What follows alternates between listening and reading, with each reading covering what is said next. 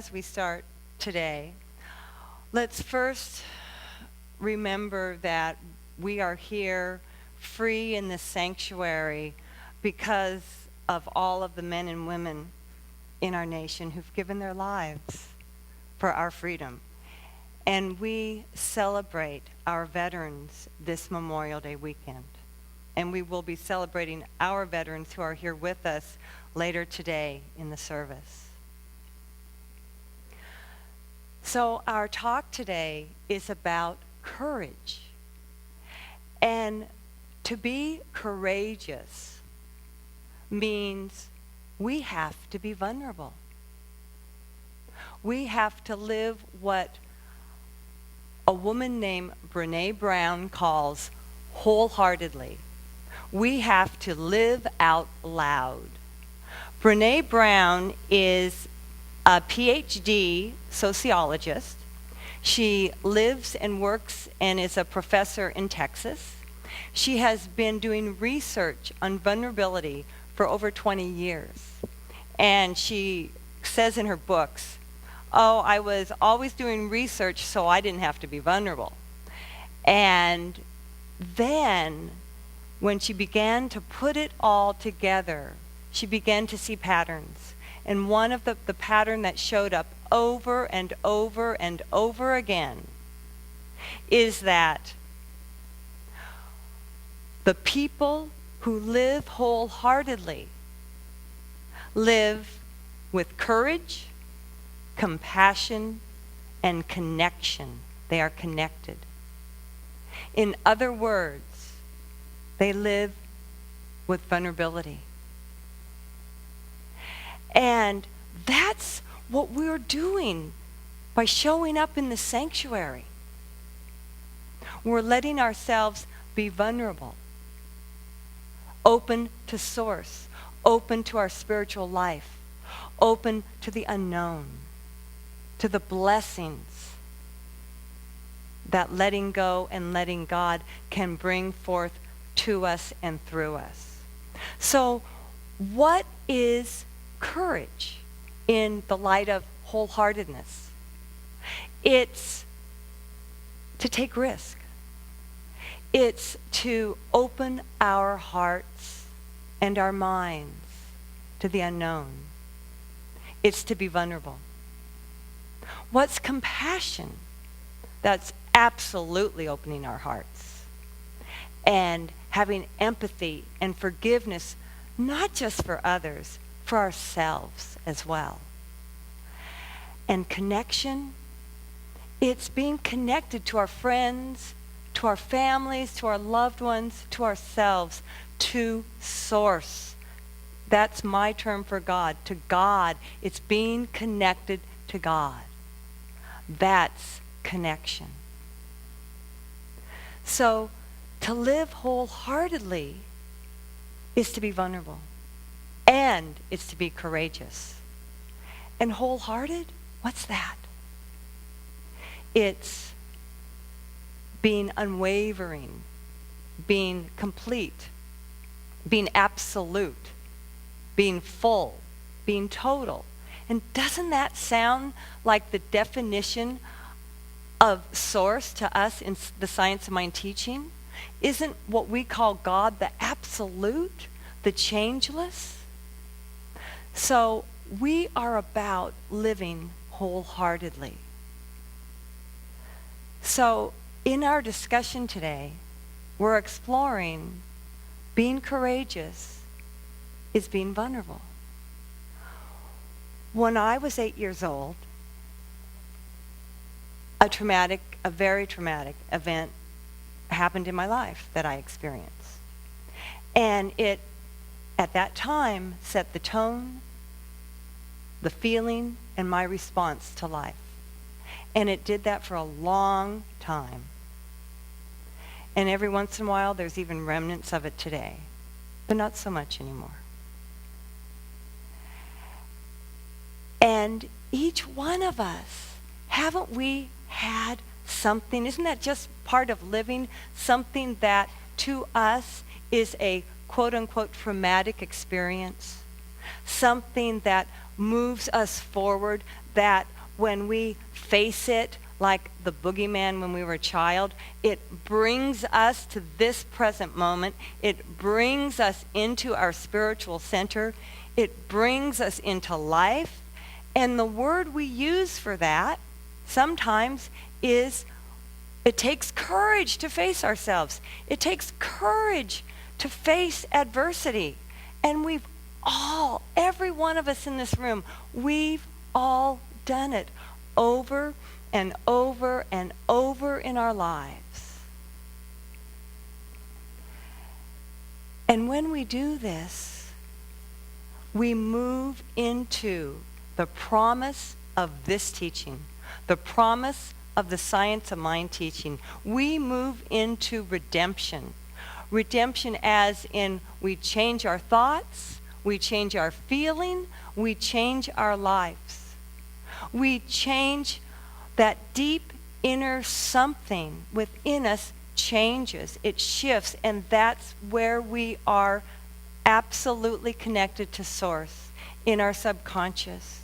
As we keep showing up with the new thought, the new idea, the new affirmation, and really commit, which is living wholeheartedly also, commit to staying the course, our lives change. That's all Spirit can do is say yes. So our lives change. The origin of the word courage comes from Middle English. And what I'm about to say is straight from the dictionary. You can go, if you have a Mac computer, an Apple computer, you can go home, you can press on your dictionary in your computer, and you can look it up. Old Middle English says courage denotes heart as the seat of feeling. Wow. Courage denotes heart as the seat of feeling. The Latin word and the French word for courage are cœur. So courage is all about heart. It's not about being in our heads. It's about being right here. It's about living our lives from that deep inner connection and knowing that we are heart-centered beings. And as we follow our hearts, doesn't our life change?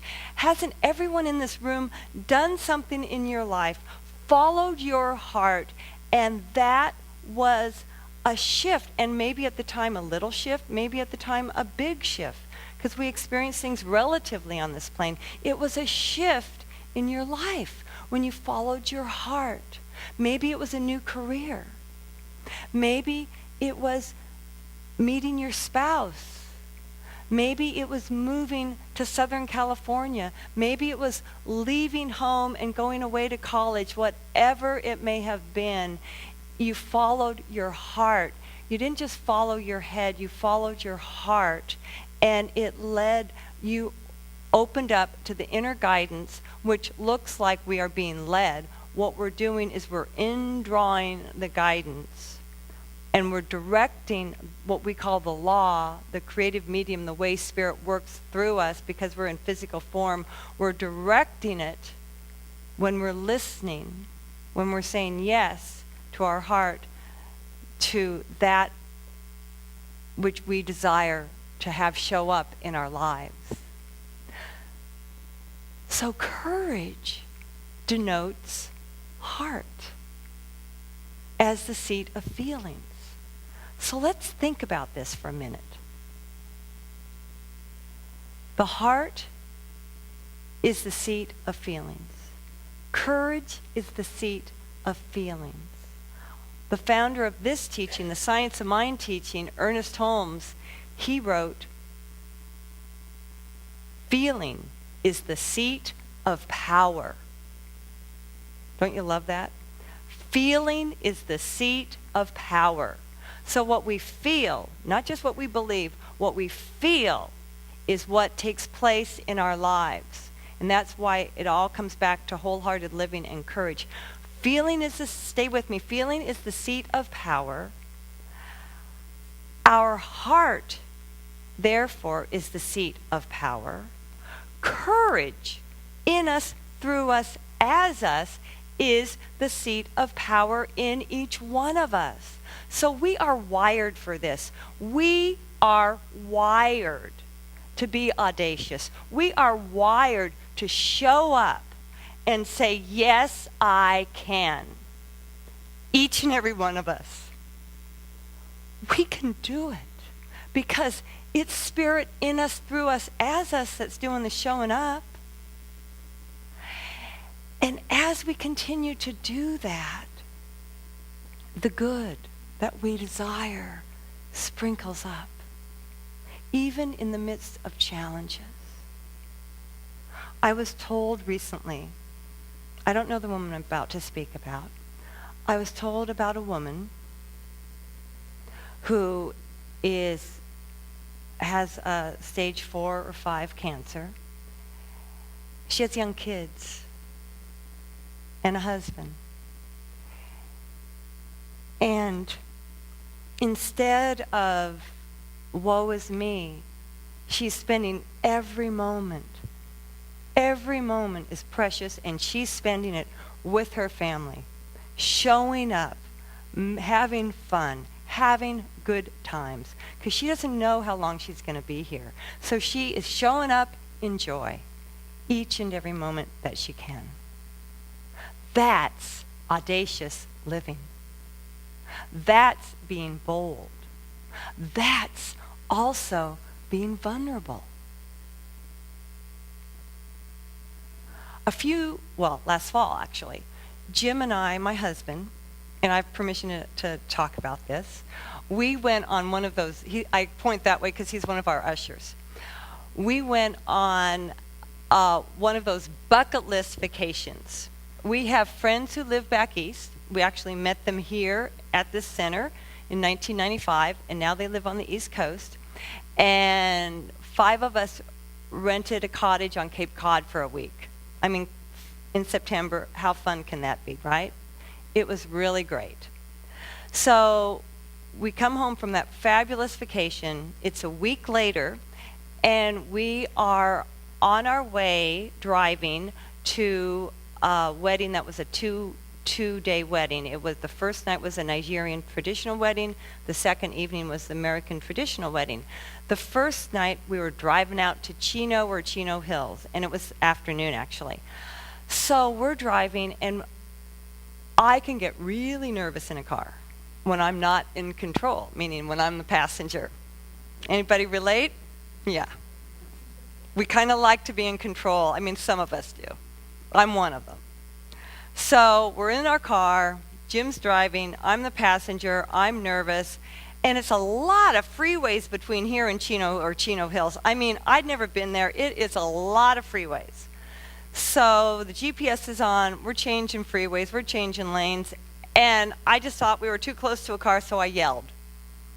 Yeah, really a good move on my part. I agree, not so much. Okay, so I yell.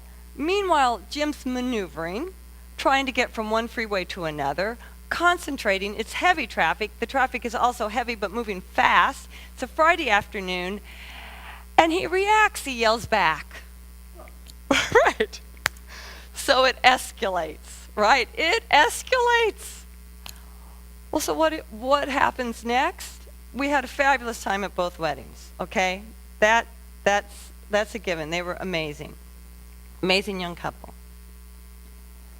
And what escalated, though, was we were totally off track with one another. Instead of being like this in our relationship, we were going like this. Anybody else ever been there with your family, yourself, or your friends? You just can't connect, which is part of living wholeheartedly. So, to restore our equilibrium, to restore being on track, to restore our relationship from this one seemingly innocent event, we had to be vulnerable with one another. We had to dive deep. We had to go to places that we hadn't gone to before. We had to go really deep. And I am telling you this because how can I stand here and say, guys, we got to dive in.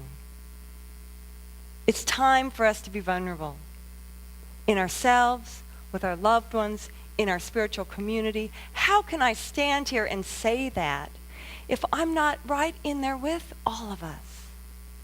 Because I have to dive deep right now too in my life. Otherwise, I'll be back in the basement like, you know, how I felt, not literally was I, but how I felt when I was 8 years old. So when we dive deep, there's really good news. We dive into joy. Who in this room wants more joy in their life? Anybody? Yeah. I'm so glad you guys raised your hand. Some of you were two-fisted. Yeah. We want more joy in our lives. Absolutely. Isn't that the gift of grace? Isn't that what comes from diving in and being vulnerable, from living compassionately, connected, and courageously? Joy. In my other work, I work as an organizer and a wardrobe stylist. So I often ask the question to my clients when I'm holding up a sweater or I'm holding up a plate or a book. I'll say, does this bring you joy? Very simple question. I don't ask it of myself enough. Does this bring you joy? And we can ask it to ourselves. Does this bring me joy? And often, not always, sometimes it's, oh, absolutely, and there's this fabulous memory connected to it, and there's no way they're going to part with this sweater, plate, or book. Other times, it's a really bad memory. It's something they just didn't get rid of, put at the back of the closet so you couldn't see it, but the energy's still there. And so then I ask, again, does this bring you joy? And we begin to realize that if it doesn't bring us joy, maybe we can let it go. Because we are absolutely here on this earth, living in this teaching, living what I call the redemption of this teaching, changing our lives, changing our thoughts, changing our feelings that are underneath our thoughts, one moment at a time, one thought at a time, one feeling at a time. And underneath are the ever-loving arms of Spirit. If, like the parable of the lost sheep of Jesus, if one of us, there's 100 sheep in a herd.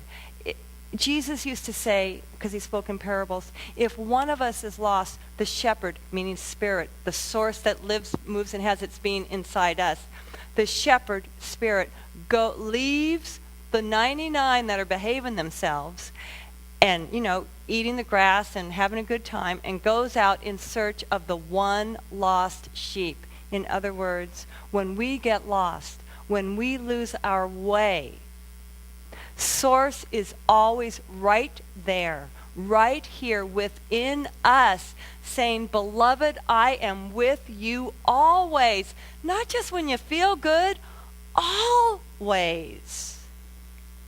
And that's the truth of you, and that's the truth of me. We are tethered to Source. Not just connected, we are Source individualized, so all we have to do is show up and ask. That's all we have to do.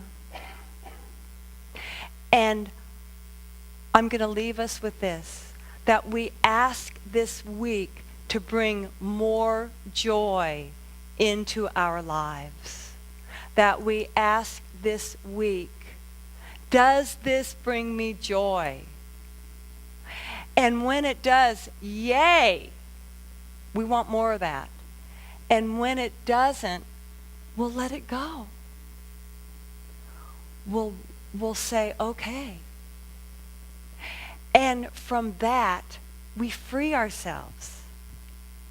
When we get rid of that which no longer serves us, whether it's a thing or something else, an experience, a memory,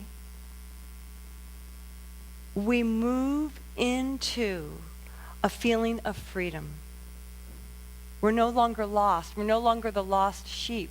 Now we've come home to ourselves. We've joined the herd. We've joined all the thoughts in our being that are the thoughts of love, the thoughts of oneness, the thoughts of I am whole, I am complete. So it is for us to continue to live wholeheartedly. And I ask each one of us, are you ready this week, this Memorial Day, to live full out? Are you ready? And you can say yes if you'd like. You don't have to, but you sure can. Are you ready to live full out? Are you ready to live out loud? Are you ready to experience more joy than you have ever experienced in your life? All right, it's done, and so it is. Thank you very much.